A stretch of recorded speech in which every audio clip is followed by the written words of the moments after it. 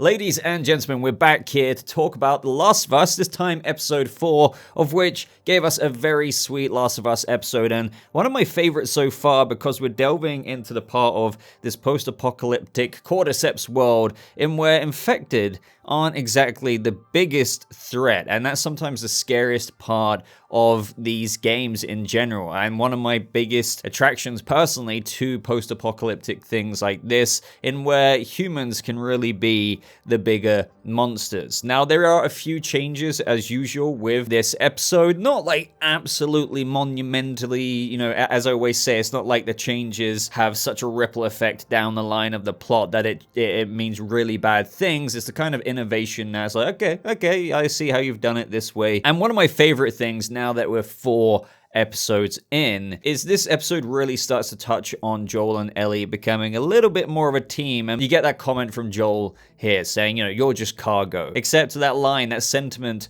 of thinking from Joel seems to be wearing away bit by bit by bit. And this episode with Ellie, reading out little lines from the pun book that, again, is right from the video game, is really bringing out that side of Joel that is really, really sweet. Initially, of course, at the beginning of the episode, we see him, trying to hold it back. He's just like, okay, he almost seems awestruck, but then he laughs every now and again to the point of that really sweet scene. Yes, we're already jumping to it right at the end of the episode. He lets out this really genuine laugh. And I think, I could be wrong about this, there's something floating out there and where Bella Ramsey indicated or inferred that that scene between them was actually a genuine laugh. Obviously, they're meant to laugh in the scene, but it turned into a bit more of a chuckle, which made it more of an authentic scene, I suppose you could say. So that's just kind of cool to know. But it also is symbolic for how that is really starting to change Joel and his perception with protecting Ellie. We got a great moment in that letter from Bill talking about this is what we do. We protect people like Bill protected Frank. Well, this new person for Joel is Ellie. And I can't imagine Joel has laughed the way he did right at the end in like 20 years or so. We have Joel stealing some gasoline, some ancient gasoline, to the point of where, because it's been around for like 20 years, it's pretty much turning into water, so I suppose he has to collect more of it more frequently because the car burns through it a lot easier. Loved hearing Alone and Forsaken by Hank Williams. We have the foreshadowing of the monsters that are people because Joel and Ellie stop for the night and Joel doesn't want to start a fire, not because of the infected, but because, as we've already been talking about, people can be a lot worse than just, I suppose, even what you would imagine could be the worst with cordyceps. As Joel said, it's not just simply robbing them, they'll have a lot worse in mind than that. And I believe this is also a larger foreshadowing to, obviously, if you've played the game, you'll know what I'm talking about, but what is to come with the winter storyline. So to be fair, if you think, and you're new to this episode and series rather,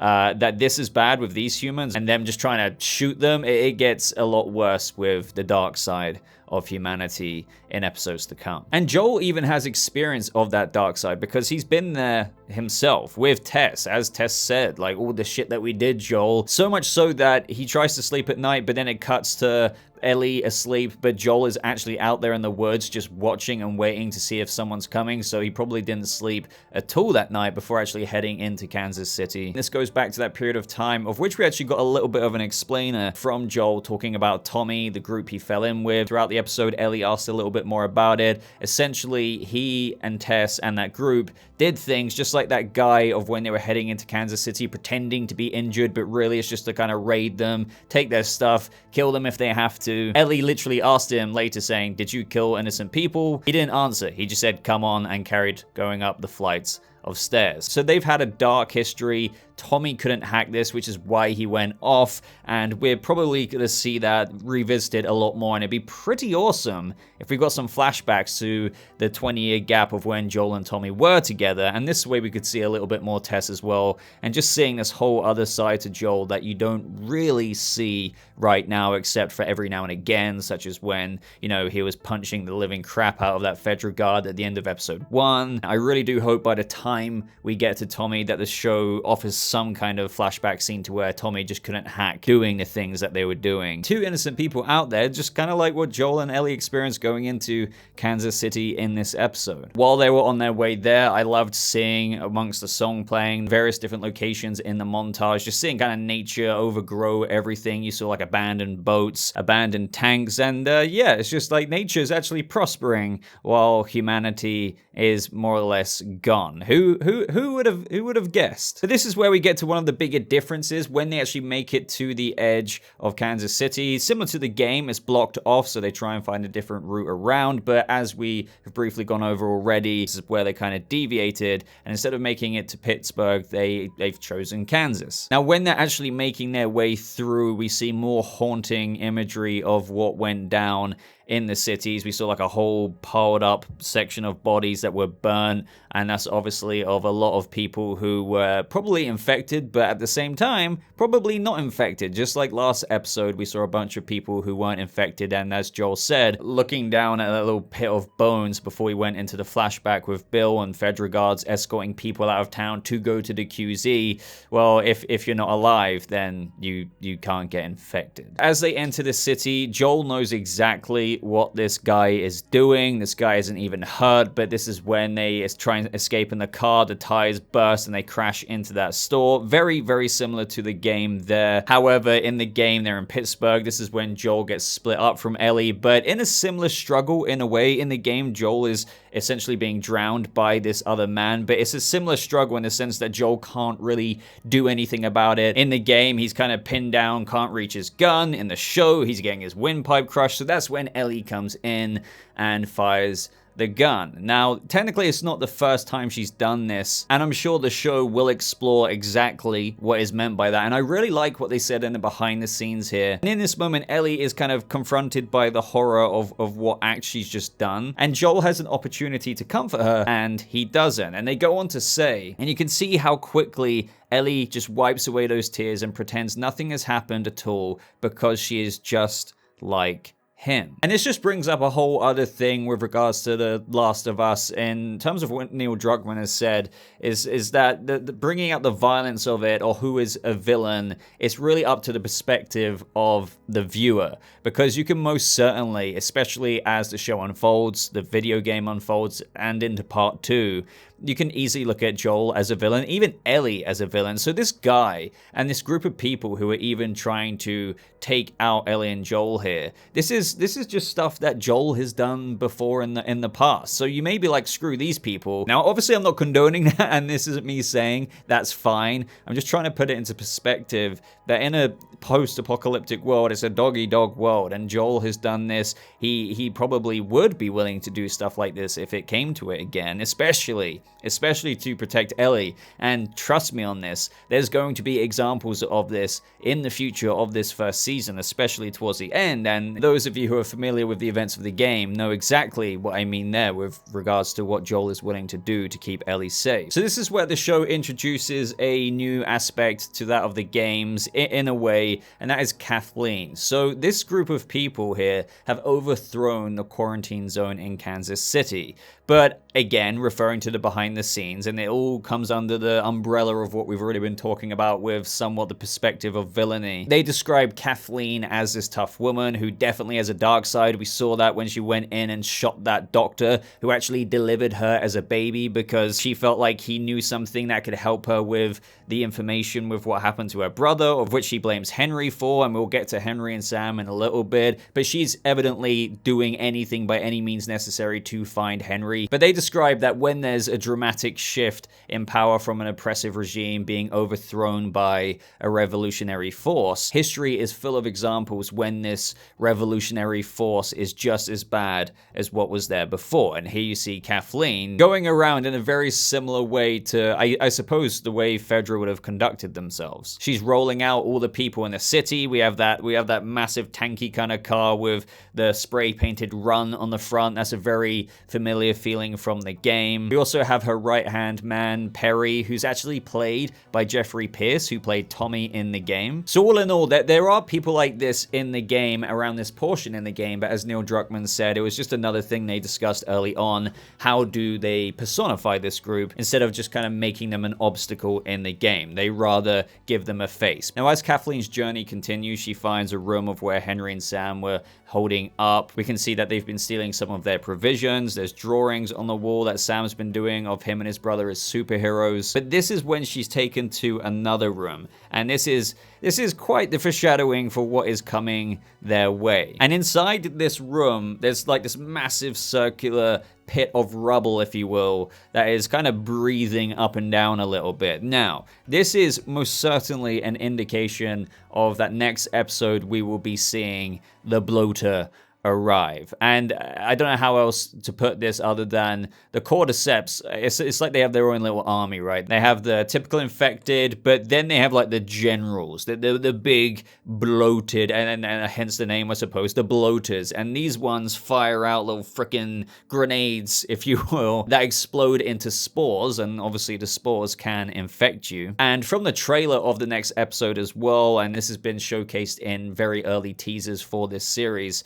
the bloaters are the big bosses of the cordyceps infection. And I think in this series, instead of kind of coming across them every now and again in the game as a bit more of a challenging moment, I think they want to make them that much more of a boss encounter, one that you wouldn't really want to face on 1v1. So don't think that Joel is going to go hand to hand with a bloater. And it's to the point of where Kathleen in this moment said, oh, we'll handle this another time, because her need for vengeance with whatever happened to her brother in this kind of new personal storyline that links to Henry, she's put that aside. But by the time the next episode comes, I think her neglect of this issue and just, locking down this building, the bloater's got to cause a massive situation that I suppose would distract from everything that's going down with Kathleen, Joel, Ellie, Sam, and Henry next episode. I mean, to be honest, the bloater could come in fairly handy, because at the moment they've got the whole of the Kansas City QZ going after Joel, Ellie, Henry, and Sam. But when that thing comes in the mix, I'm not saying it won't be dangerous. I think it's just going to make it a lot more easier for Joel and Ellie,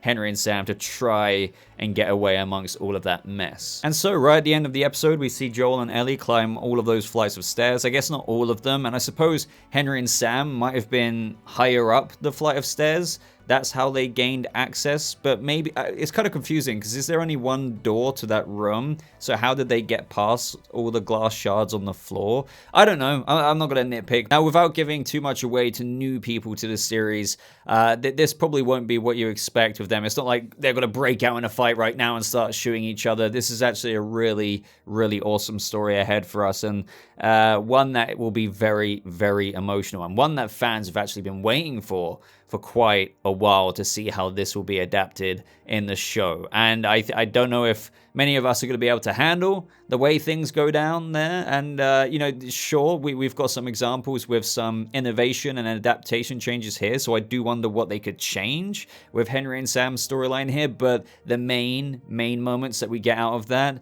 I think, are going to be identical, and in fact probably hit harder than what we experienced in the video game. Just kind of seeing it in live action, I think, is just going to sting. It's going to sting. And if you haven't seen or played the video game, rather, you might be like, what are you talking about? What are you on about? Just you wait and see. So overall, I enjoyed this episode. That the pacing was, and the episode length was a lot shorter than what we've had previously. Sometimes they're like an hour and a half. I think this episode was around 50-ish minutes. It was just, given the situation Ellie and Joel were in, things ran a lot kind of quicker. I'm really enjoying the walls breaking down between Joel and Ellie. You can clearly see that. I mean, Ellie's a lot more amenable to having some kind of friendship there with Joel, but it gets more profound when you see him starting to open up a little bit more. And I feel like they handled that very well in this episode. I like the kind of scattered aspects of Joel's past here, and even at the end, before Henry and Sam get the drop on them, Ellie notices that Joel doesn't hear so well out of his right ear, and she asks if that's because he was shot there, and he says it's probably just from shooting. But I do wonder if